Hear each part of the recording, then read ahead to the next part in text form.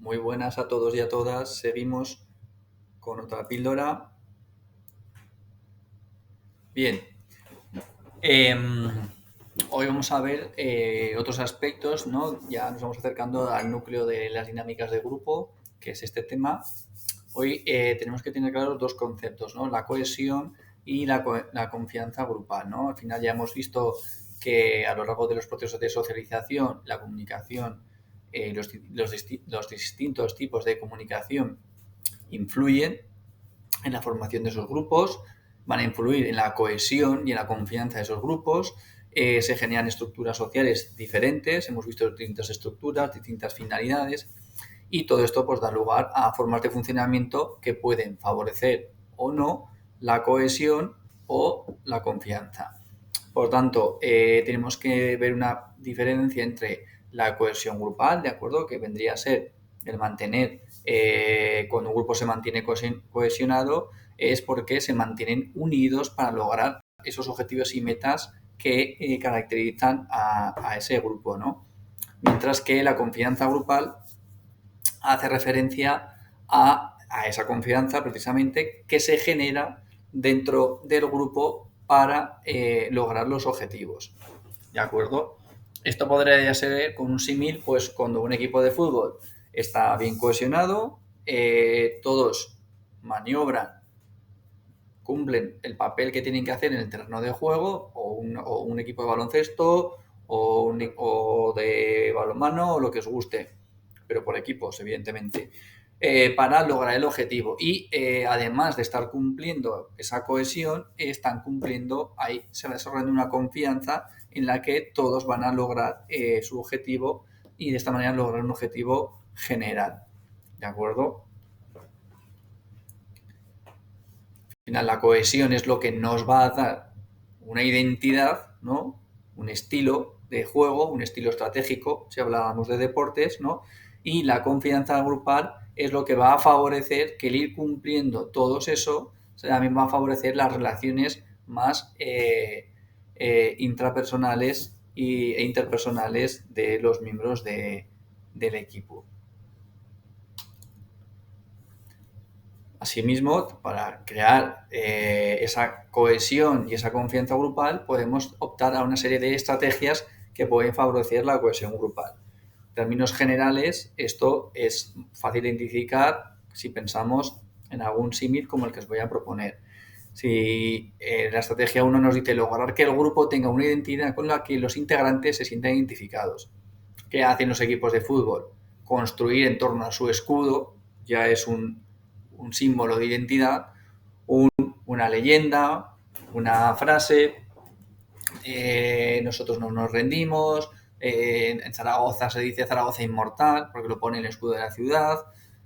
Bueno, esto puede servir para muchas cosas. Uso la terminología del deporte y del fútbol porque creo que en general, aunque nos guste más o os guste menos, nos bombardean con ella constantemente y es más fácil que se entiendan estos símiles. Pero, ¿qué hace un partido político también? Crear unas señas de identidad, ¿no? O un sindicato o una asociación o incluso una ONG crean, ¿no? Una manera de crear identidad con los integrantes, ¿no? Y esto da lugar a definir unos objetivos.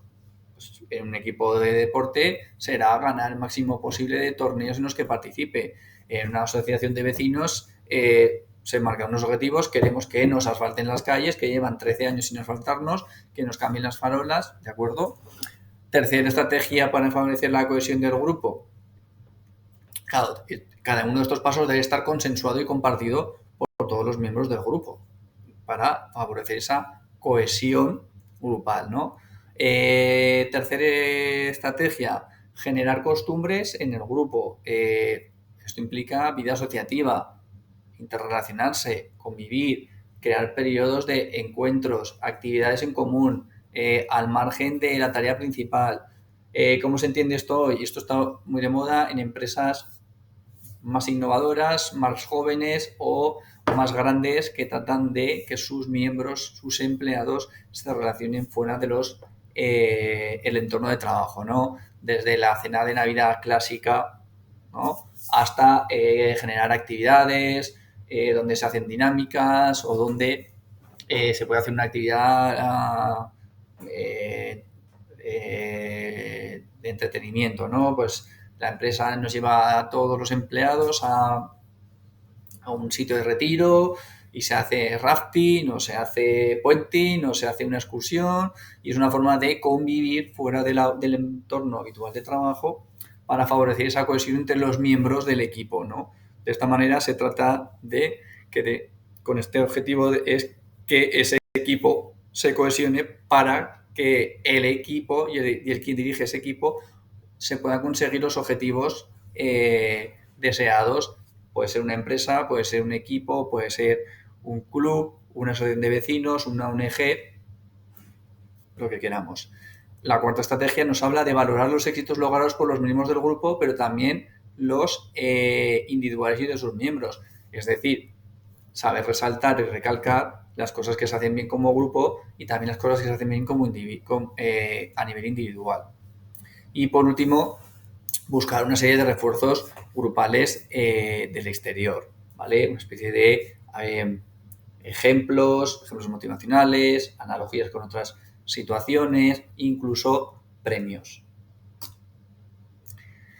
Bien, y después de hablar de esto, tenemos que hablar de otro apartado, pero que guarda mucha relación con estos aspectos que acabamos de ver, que sería el liderazgo y la comunicación en los grupos. Para empezar, tenemos que entender que distintos grupos, distintas formas de comunicación. Y eso, eso influye en la manera en la que se cumplen y se plantean las tareas y las funciones dentro de cada uno de estas diferencias. Por tanto, empezamos por qué es un líder, ¿no? Donde hay un grupo, hay un líder.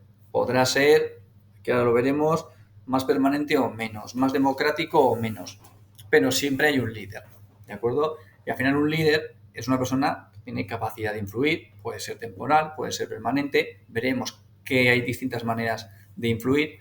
Es un referente, por tanto, dentro del grupo, su opinión, sus conocimientos, sus capacidades, sus competencias pueden y deben ser valoradas por el resto de miembros. Es lo que lo hace el líder, que también habrá situaciones en las que el líder es una figura impuesta o autoimpuesta.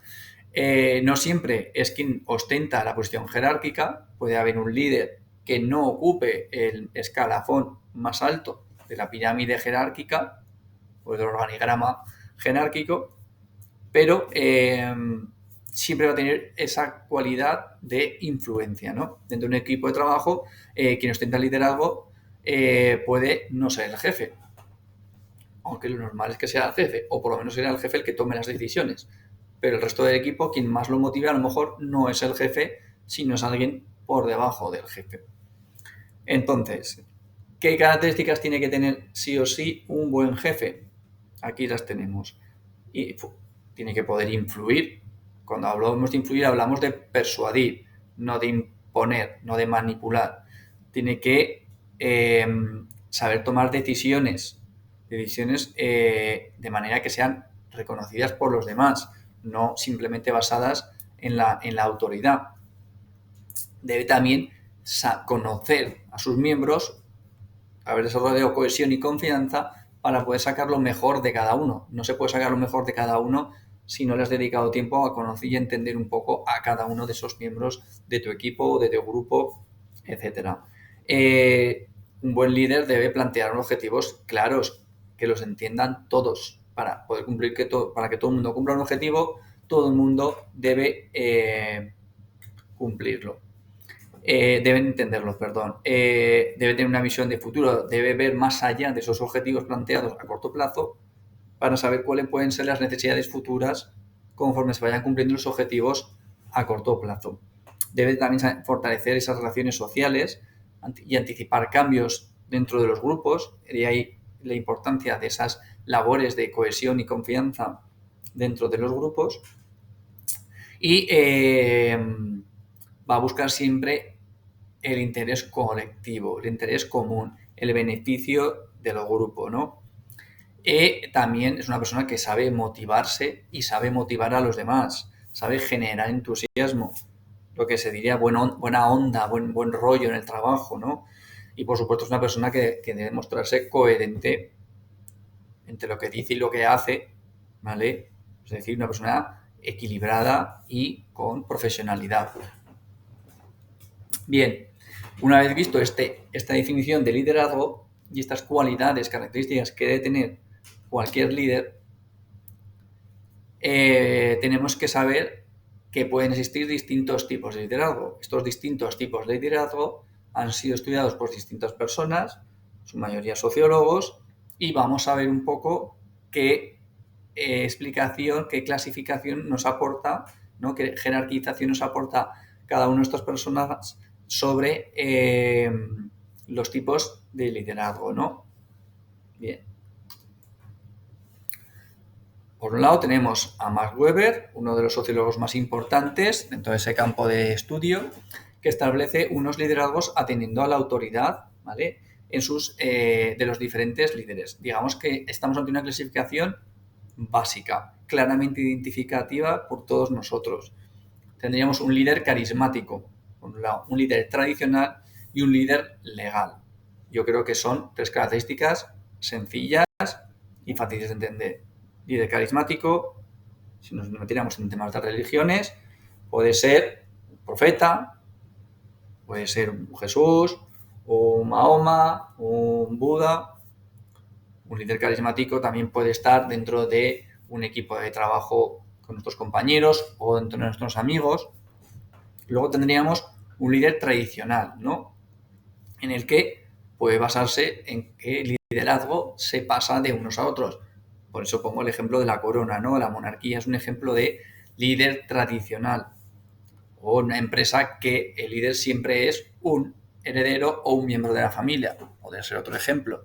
Y luego tendríamos el ejemplo el caso del líder legal, desde el presidente de un país elegido democráticamente, el presidente de una empresa elegido por los accionistas, el presidente de la comunidad de vecinos, el presidente de un sindicato, etcétera, etcétera, etcétera. ¿De acuerdo? Por otro lado, tendríamos la clasificación de líderes según Kurt Lewin, ¿vale? Que se parece al anterior, pero ahonda en otros aspectos, ¿no? Más en la personalidad de quien ejerce los distintos tipos de liderazgo, ¿no? Y aquí veréis que encontramos algunas similitudes en lo que hemos visto en didáctica y lo que vivimos el año pasado en educación vial en los tipos de liderazgo que puede ejercer un docente. Pues derivan de estos enfoques de la sociología, ¿no? Porque la educación también bebe de ese pozo de sabiduría de la sociología. Y según este autor, pues podemos encontrarnos con tres tipos de liderazgo. Un liderazgo autocrático, un liderazgo liberal o de dejar hacer y un líder democrático. Evidentemente, el autocrático va a imponer, no va a escuchar, su posición está por encima de las opiniones de los demás. Un líder liberal, sin embargo, va a basar su gestión en delegar, dejar hacer. Eso implica o mucha confianza o mucha desidia o saber también haberte rodeado de un equipo muy competente para poder dejar hacer a estas personas tranquilamente y sin interferir mucho en su trabajo. Esto sería más propio de equipos en los que la creatividad tiene un componente muy importante y es importante manifestarla y dejarles para que cada miembro del grupo explore y explote sus cualidades creativas. Y luego tendríamos un líder democrático que debe ser elegido formalmente, donde todo el mundo lo respeta y cumple con los consensos, y también un buen líder democrático, aun habiendo sido elegido, digamos, por las urnas, las haya o no las haya, debe saber motivar y resolver conflictos de forma pacífica, ¿no? Este es el que encaja con esas características que veíamos hace un momento de las características que tiene que tener un buen líder, ¿no? Pues debe ser el modelo democrático, el que sabe escuchar, el que sabe motivar, ¿vale? El que persuade y no impone, no manipula, no tergiversa, ¿de acuerdo? Bien, y luego tendríamos otros tipos de liderazgo más basado, un liderazgo según la sociología de los grupos. Aquí ya lo analiza desde un punto más de los grupos. Por un lado estaría orientado a las relaciones y por otro estaría orientado a la tarea, ¿no? A la consecución de esas metas y los objetivos. Y luego habría un liderazgo asociativo, ¿vale? En la que todos los miembros tengan espacio para la iniciativa y la responsabilidad en las tareas, pues más propio de asociaciones, sindicatos, de organigramas horizontales, que se dice, y por último tendríamos un liderazgo situacional, ¿no? En el cual se modifica según las circunstancias y las necesidades. ¿De acuerdo? Aquí es importante definir las tareas, las funciones de apoyo, etcétera. Bien, os dejo aquí, como otras píldoras, unas cosas que hacemos en presencial para que os sirvan para reflexionar sobre estos puntos. Y el próximo día seguiremos con otra píldora para terminar ya esta unidad didáctica. Un saludo a todos y a todas.